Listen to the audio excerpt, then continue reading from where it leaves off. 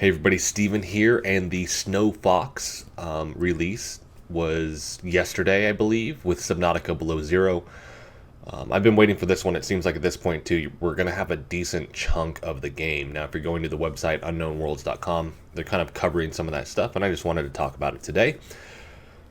Nice little video at the beginning of the page here.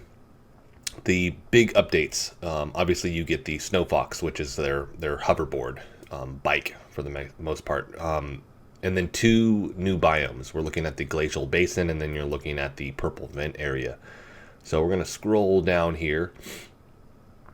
This is a video where they're kind of covering some of this stuff.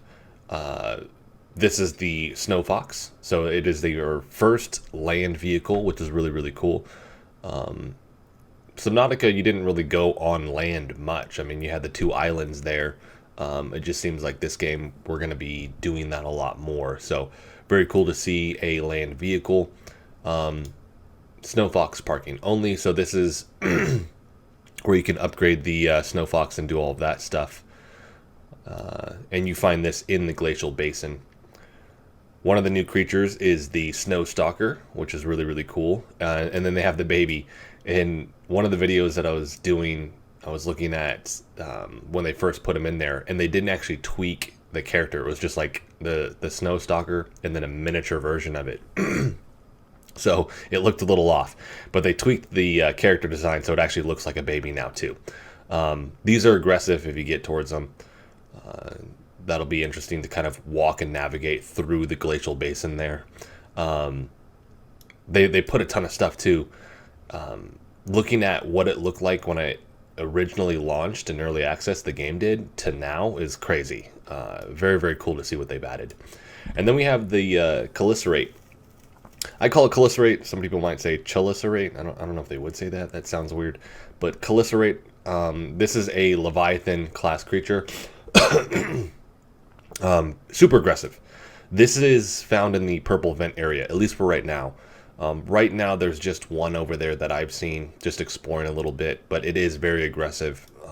It looks really, really cool. And I'm wondering if the name is from, because it looks like a crustacean, right?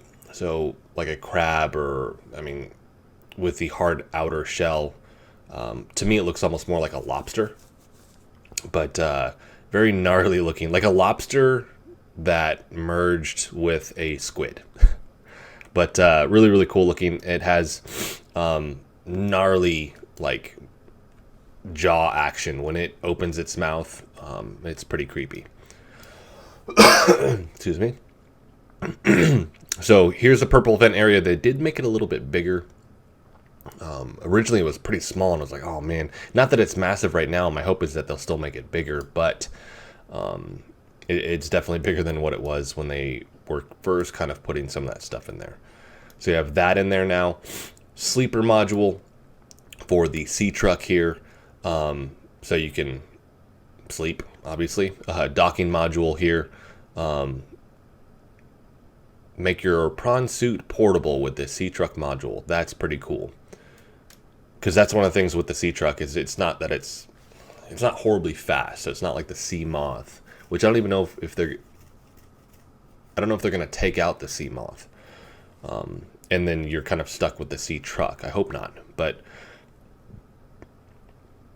this will obviously be one of those things where you can go to certain areas and like you have a lot more available to what you can do since it's portable. Also makes me think that this is obviously going to be a much bigger area in terms of the size of the map than obviously what we initially saw with early access. But I think it's just going to continue to get bigger. It would be kind of a waste if it kept the same size. It was a small map, and then you had the sea truck, and you really didn't need it because you could just get back to your base really, really quick. But perimeter defense: defend yourself from trouble early by upgrading your sea truck to identify and respond to nearby threats. That is really cool. I'll have to look at that. Brine wigs, they've added those. That's just a smaller fish. And it looks like they've added all of these different ones here. Which these are... What do we have? The arrowfish? I can't remember all the names. but those are in the game now, which is awesome. This is my favorite part, and this is the end here. Start pinning. So no need to constantly open the PDA anymore. Recipes can now be pinned. Quickly see ingredients and collection progress as you hunt for materials. That's amazing. The game has really needed that. It's super annoying when you have to try and remember what you have to get and like, do I have enough? Did I collect all 6 of whatever? And it turns out you have like 5, right? And you're constantly looking. You can just pin this to your HUD now that you can see in the little video. Now you don't have to worry about it. So